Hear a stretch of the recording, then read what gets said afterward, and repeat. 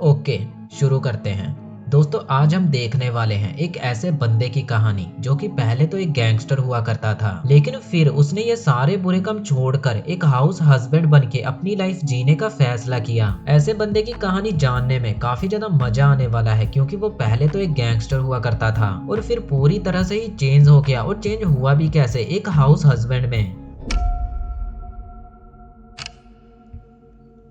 कहानी की शुरुआत में हम सबसे पहले उसी बंदे को देखते हैं जो कि पहले तो एक गैंगस्टर हुआ करता था, लेकिन अब वो एक हाउस हस्बैंड है। इस बंदे का नाम है टार्सू और टार्सू अपनी वाइफ के लिए टिफिन बना रहा है। टार्सू काफी मेहनत से उस टिफिन को बनाता है, लेकिन उसकी वाइफ उस टिफिन को ले जाना ही भूल जाती है, क्योंकि आज उसकी एक बहुत ही इंपॉर्टेंट मीटिंग होने वाली थी और जल्दी जल्दी के चक्कर में वो टिफिन ले जाना ही भूल गई। अब टार्सू अपनी साइकिल उठाता है और अपनी वाइफ को टिफिन देने के लिए जाने लगता है। ये तो हमें पता है कि टार्सू पहले गैंगस्टर था और इसी की वजह से उसकी लुक और स्टाइल पूरी गैंगस्टर की तरह थी। इसीलिए जब पुलिस वाले उसे साइकिल से इतनी तेजी से जाते हुए देखते हैं तो वो उसे रोक लेते हैं। उन लोगों ने तो टार्सू को सिर्फ ट्रैफिक रूल्स की वजह से रोका था, लेकिन जब वो पुलिस वाले उसका चेहरा देखते हैं तो वो लोग उसे पहचान लेते हैं कि ये कोई और नहीं बल्कि याकुजी गैंग का बहुत ही खतरनाक गैंगस्टर टार्सू है। टार्सू को पहले इमोर्टल ड्रैगन के नाम से जाना जाता था। जब टार्सू अपनी जेब में हाथ डालता है तो उन पुलिस वालों को ऐसा लगता है कि अब ये अपनी जेब से चाकू या गन निकालने वाला है,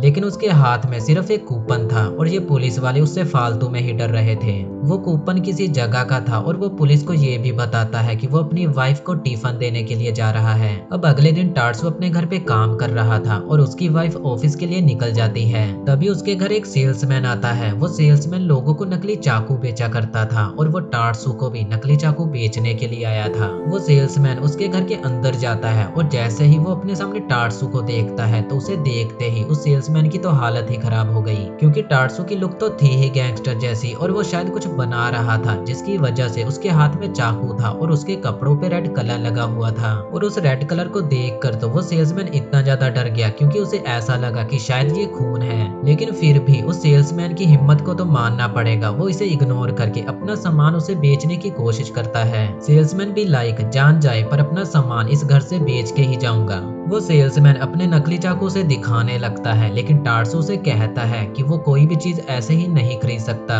वो पहले उस चीज को टेस्ट करेगा और बाद में ही उस चीज को खरीदेगा। टार्सू खाना बनाता है और वो खाना इतना अच्छा बनाने लग गया था कि उसके हाथों का बना हुआ खाना खाकर वो सेल्समैन ये भूल ही गया था कि वो यहाँ क्या करने आया था और वो बिना कुछ बेचे ही वहां से चला गया। इसके बाद हम टार्सू की गैंग के एक गैंगस्टर को देखते हैं जो कि पहले टार्सू का दोस्त हुआ करता था, लेकिन बहुत समय से वो टार्सू से मिला नहीं था। वो रोड से जा रहा था और उसकी हालत कुछ ठीक नहीं थी, क्योंकि जब से टार्सू ने याकुजा गैंग को छोड़ा है, याकुजा गैंग की तो बैंड ही बजी पड़ी है और इस वजह से गैंग के जितने भी मेंबर थे वो सभी अलग अलग हो गए। और उन्हीं में से एक लड़का ये था मासा, और ये अभी टार्सू को ढूंढ रहा था, क्योंकि ये चाहता था कि टार्सू फिर से गैंगस्टर बनकर अपनी एक गैंग बनाए। और इसकी किस्मत देखो, इसे टार्सू मिल भी जाता है। ये टार्सू से मिलकर उसे कहता है कि इसे फिर से गैंगस्टर बनकर अपनी एक गैंग बनानी चाहिए। टार्सू से कहता है कि अभी वो एक बहुत ही जरूरी काम के लिए जा रहा है और अगर वो उसके साथ चलना चाहता है तो चल सकता है। और मासा को ऐसा लगता है कि टार्सू जरूर कोई क्राइम वाला काम ही करने जा रहा होगा, क्योंकि उसे ये नहीं पता था कि टार्सू अब एक हाउस हस्बैंड बन गया है।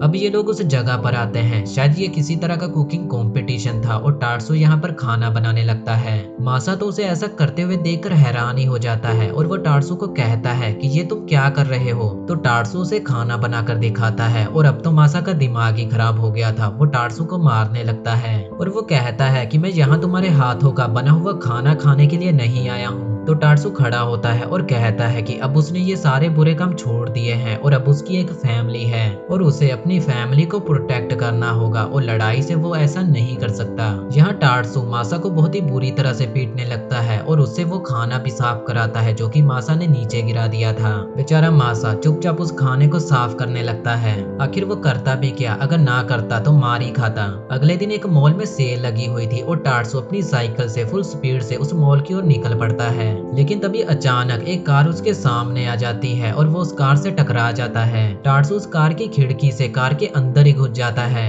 और उस कार के अंदर एक दूसरा गैंगस्टर बैठा हुआ था और ये दोनों एक दूसरे को जानते हैं क्योंकि पहले ये दोनों एक दूसरे के दुश्मन हुआ करते थे। उस गैंगस्टर को ऐसा लग रहा था कि टार्सो उसे मारने के लिए आया है और जब वो ऐसा नहीं कर पाया तो वो यहाँ से भाग रहा है। लेकिन टार्सो को तो सामान लेने की जल्दी थी क्योंकि सेल जो लगी हुई थी। अब ये गैंगस्टर टार्सो का पीछा करते करते उस मॉल तक पहुंच जाता है। वो टार्सो के पीछे ही लगा हुआ था लेकिन टार्सो उसे दूसरे काम में लगा देता है। वो उनसे कहता है कि उन लोगों को यहाँ से सबसे बढ़िया वाले कपड़े उठाने होंगे क्योंकि वो इस सेल में हार नहीं सकता। लेकिन बहुत मेहनत करने के बाद भी उन्हें खराब ही कपड़े मिले थे। उन खराब कपड़ों को देखकर टार्सो उन पर चिल्लाने लगता है कि ये क्या कपड़े तुम लोगों ने उठाए हैं और वो उन्हें ये भी बताता है कि उसने अब गैंगस्टर वाला काम छोड़ दिया है और वो अब एक हाउस हस्बैंड है। लेकिन वो गैंगस्टर टार्सो की बातों पर भरोसा नहीं करता और अपनी गन निकाल कर उसके सर पर तान देता है और कहता है कि तुम झूठ मत बोलो, मैं जानता हूँ तुम सिर्फ बचने के लिए ये सब कह रहे हो। लेकिन टार्सो ने उसके 2 झापड़ लगाए और उसी के खरीदे हुए ग्लव्स उसे दे दिए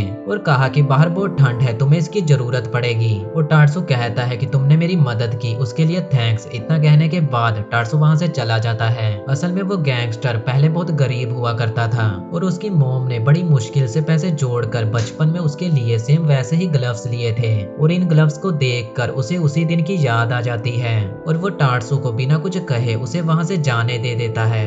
इधर हम देखते हैं कि टार्सो की वाइफ का बर्थडे आने वाला है तो टार्सो गिफ्ट खरीदने के लिए शॉप पर आता है पर उसे समझ नहीं आ रहा था कि आखिर वो अपनी वाइफ को क्या गिफ्ट दे और न जाने क्यों वो यहाँ पर सूटकेस लेकर आया हुआ था और शॉप का ओनर टार्सो को देखकर काफी ज्यादा डरा हुआ था क्योंकि एक तो उसकी लुक गैंगस्टर वाली थी और उसने अपने हाथों में सूटकेस लिया हुआ था। खैर टार्सो गिफ्ट लेता है और अपने घर वापस आ जाता है। अब जब रात को टार्सो की वाइफ घर वापस आती है, वैसे टार्सो की वाइफ का नाम मीको है। टार्सो पहले उसे घर के बाहर ही पूरी तरह से चेक करता है। वो उसे इसलिए चेक कर रहा था क्योंकि टार्सो पहले एक गैंगस्टर हुआ करता था और उसे ऐसा लगता था कि कहीं उसके किसी दुश्मन ने मीको जैसे कपड़े पहनकर या फिर उसके जैसा मास्क लगाकर उसे मारने का प्लान तो नहीं बनाया। मीको को पूरी तरह से चेक करने के बाद ही वो उसे घर के अंदर आने देता है। टार्सो ने मीको के बर्थडे की पूरी तैयारी कर रखी थी। वो केक लेकर आता है और बर्थडे सॉन्ग गाता है लेकिन वो बर्थडे सॉन्ग भी गैंगस्टर अंदाज में गाता है और इसीलिए मीको को बर्थडे वाली वाइब आ ही नहीं रही थी और उसे काफी अजीब लगता है। इसके बाद टार्सो मीको का बर्थडे गिफ्ट उसे देता है।